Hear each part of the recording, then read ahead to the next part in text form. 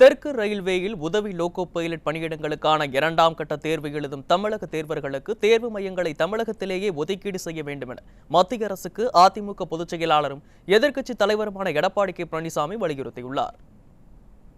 இது தொடர்பாக கழக பொதுச் செயலாளர் எடப்பாடி கே பழனிசாமி வெளியிட்டுள்ள அறிவிப்பில், தெற்கு ரயில்வேயில் உதவி லோகோ பைலட் பணியிடங்களுக்கான 2ஆம் கட்ட தேர்வு வரும் மார்ச் 19ஆம் தேதி அன்று நடைபெறவுள்ள நிலையில், தமிழ்நாட்டைச் சேர்ந்த 90% தேர்வர்களுக்கு தெலுங்கானா மாநிலத்தில் மையம் ஒதுக்கீடு செய்யப்பட்டுள்ளதாக வரும் செய்திகள் அதிர்ச்சி அளிப்பதாக தெரிவித்துள்ளார். 1000 கிலோமீட்டருக்கு அப்பால் சென்று தேர்வு எழுதுவது தேர்வர்களுக்கு மிகுந்த சிரமத்தை அளிக்கும் என்றும், மேலும் இதுபோன்ற குளறுபடிகள் ரயில்வே உள்ளிட்ட மத்திய அரசு பணிகளில் தமிழ்நாட்டைச் சேர்ந்த இளைஞர்கள் அதிக அளவில் சேர வேண்டும் என்ற உந்துதலை குறைத்துவிடும் என்பதையும் மத்திய அரசு உணர வேண்டும் என்றும் அவர் தெரிவித்துள்ளார். எனவே தேர்வர்களின் கோரிக்கையினை கருத்தில் கொண்டு தமிழ்நாட்டு தேர்வர்களுக்கான மையங்களை தமிழ்நாட்டிலேயே ஒதுக்கீடு செய்யுமாறு மத்திய அரசையும் தெற்கு ரயில்வே நிர்வாகத்தையும் வலியுறுத்துவதாக கழக பொதுச் செயலாளர் எடப்பாடி கே பழனிசாமி தெரிவித்துள்ளார்.